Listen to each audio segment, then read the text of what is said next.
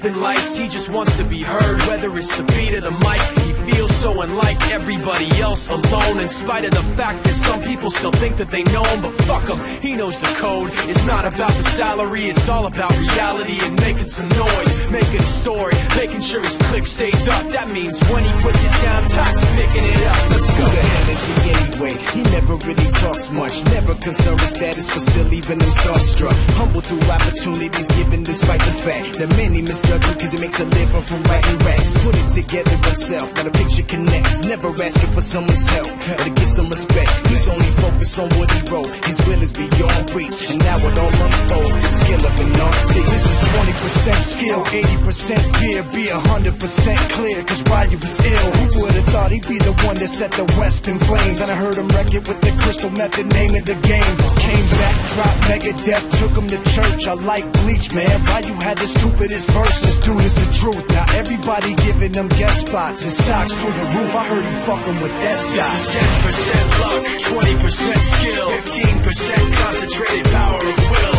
5% pleasure, 50% pain, 100% reason to remember the name. They call him Ryu, he's sick and he's spitting fire and Mike got him out the dryer, he's hot. Found him in Fort Minor with top, but a fucking nihilist porcupine. He's a prick, he's a cop. The type women wanna be within rappers, hope he gets shot. 8 years in the making, patiently waiting to blow. Now the record we should notice taking over the globe. He's got a partner in crime, this shit is equally dope. You won't believe the kind of shit that comes out of this kid's throat.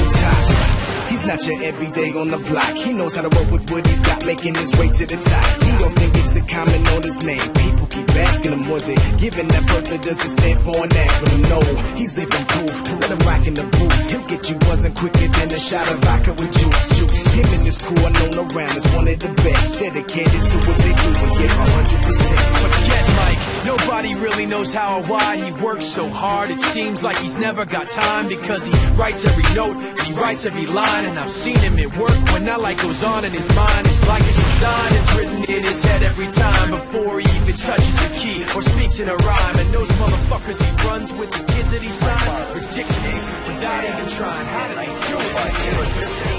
20% skill. Immigrated from Japan. He worked until he was able to buy to actually build a store. Let me tell you a story in the form of a dream. I don't know why I have to tell it, but I know what it means. Close your eyes, just picture the scene as I paint it for you. It was World War II when this man named Kenji woke up. Ken was not a soldier, he was just a man with a family who owned a store in LA. That day, he crawled out of bed like he always did, bacon and eggs with wife and kids. He lived on the second floor of a little store he ran. He moved to LA from Japan, they called him immigrant. In Japanese, he'd say he was called Issei. That meant first generation in the United States, when everybody was afraid of the Germans, afraid of the Japs, but most of all afraid of a homeland attack. And that morning, when Ken went out on the doormat, his world went black, cause right there, front page news, 3 weeks before 1942, Pearl Harbor's been bombed and the Japs are coming. Pictures of soldiers dying and running. Ken knew what it would lead to, just like he guessed. The president said the evil Japanese in our home country would be locked away. They gave Ken a couple of days to get his whole life packed in 2 bags. Just 2 bags, couldn't even pack his clothes. Some folks didn't even have a suitcase to pack anything in, so 2 trash bags is all they gave them. And when the kids asked Mom, where are we going? Nobody even knew what to say to them. Ken didn't want to lie, he said the US is looking for spies, so we have to live in a place called Manzanar, where a lot of Japanese people are. Stop it, don't look at the gunman. You don't want to get the soldiers wondering if you're gonna run or not, cause if you run then you might get shot. Other than that, try not to think about it.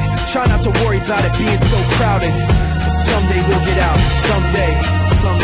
As soon as war broke out, the FBI came and they just come to the house and you have to come. All the Japanese have to go. They took Mr. Need and people couldn't understand why they had to take him because he's just innocent laborer. So now they're in a town with soldiers surrounding them.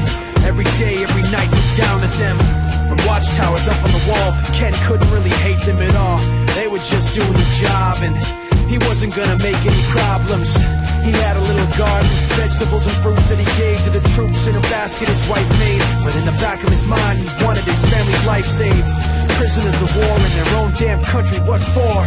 time passed in the prison town. He wondered if he'd live it down, if and when they were free. The only way out was joining the army, and supposedly some men went out for the army, signed on, and ended up flying to Japan with a bomb. That 15-kiloton blast put an end to the war pretty fast. 2 cities were blown to bits. The end of the war came quick, and Ken got out big hopes of a normal life with his kids and his wife. But then they got back to their home, and what they saw made him feel so alone. These people had trashed every room, smashed in the windows and bashed in the doors, written on the walls and the floor, "Japs not welcome anymore." And Kenji dropped both of his bags to the sides and just stood outside. He looked at his wife without words to say. She looked back at him, wiped the tears away, and said, "Someday we'll be okay, someday." Now the names have been changed, but the story's true. My family was locked up back in 42. My family was there where it was dark and damp.